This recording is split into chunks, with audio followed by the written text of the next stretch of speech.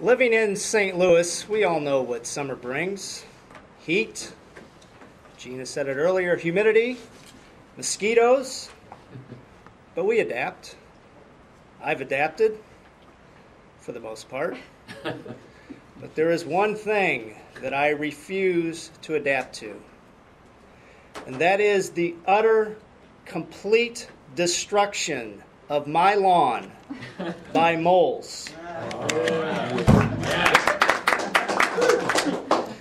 These little, tiny, subterranean bulldozers have had their way for far, far too long. But no more. No, sir.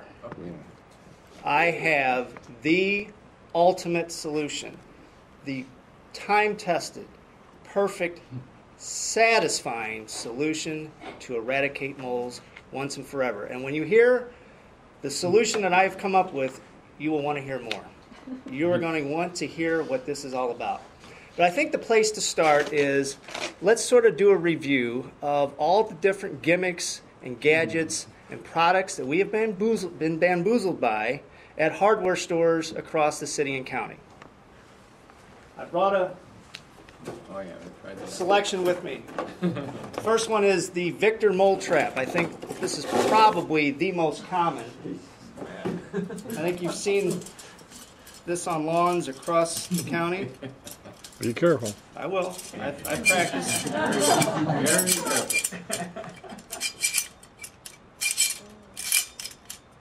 Well, you set the trap, and the mole is supposed to come through, trip this lever, the spikes go down into the mole. A mole guillotine of sorts. It looks like it would work. I bought 5 of these Victor mole traps thinking that it would work. It does not work. At least it has not worked for me. I've talked to neighbors that I see these traps. It has not worked for them. Didn't work for me either. Does not work for Howard either. So, in the final analysis, the Victor mole trap is about as worthless as the American dollar in Europe. So I moved on with my research to see what else is out there. Done that? Option number 2 is pellets. Basically, it's a poison peanut. And the object here is to take a handful of these pellets, preferably, I think, with rubber gloves so the moles do not detect your scent. And you place these pellets into the track where the mole has dug its tunnel. And over time, they are supposed to eat the pellets and, I guess, die. Well, I don't know what these pellets are killing, but they're not killing the moles. So once again, another worthless solution. This, I don't know if you've heard of this thing, the stick of chewing gum. This is, to me, is like one of those solutions that Jerry the gardener on PBS, the guy with all the potions and different gardening tricks. This is that type of gimmick where apparently if you chew up a piece of gum, stick it into the track where the mole runs, they are attracted to the gum, they eat the gum, and it screws up their digestive system, and then they're supposed to die. Well, I don't know about you, I don't want to eat someone else's gum, and apparently the mole does not either. All right, now this is just a solar light. You're saying, well, what does a solar light have to do with killing moles? Nothing. But there is a device out there that's sort of like a frequency emitter, and it looks like this. So for visual aids, I've brought the solar light. But this contraption, you're supposed to put this in the ground and maybe space it every 20, 30 yards. And it is supposed to emit a frequency that annoys the heck out of the moles, and they're supposed to scurry away from your lawn into someone else's. But these things each cost about $15 to $20. And since the other 3 gimmick contraptions didn't work, I sure wasn't going to invest another $15, $20 in this in hopes that it would may or may not work. They don't work. They don't work, see? I'm glad now that I didn't invest the $15, $20. Now there's 2 other things that I've seen, and I didn't bring it along as a visual aid. There's the gas. It looked like a Roman candle, and you light this, and you stick it into the hole, and it's supposed to fill up the hole with this noxious gas, and kill the mole. Well, it emitted a lot of gas, but again, no death to the mole. I think the moles were probably at the other end of the yard, laughing at me as there's things, Roman candles going off at the other end of the yard. And then the last one that I saw was taking your car,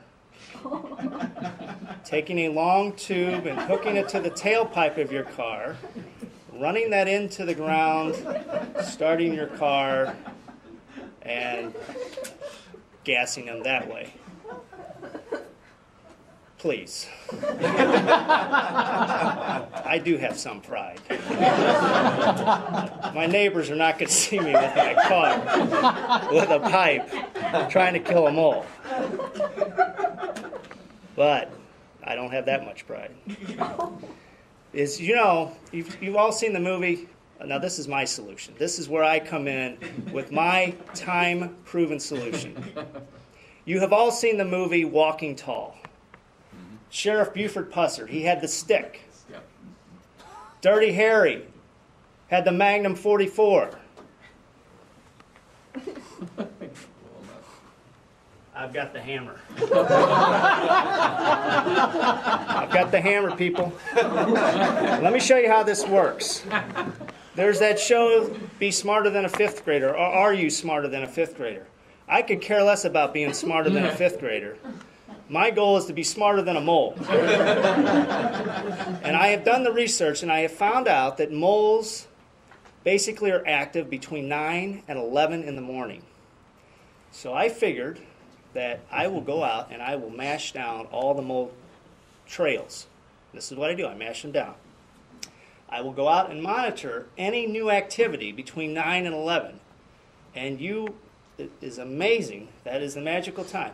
You will start to see new activity as they start to push those trails up. And when you see that, you go get the hammer. And you take that hammer and you get over the top and you wait for that last movement and bam! And all that anger just dissipates from you. So, try this at home. Save your lawn. Save your sanity. Holy moly, don't let it happen again. Toastman.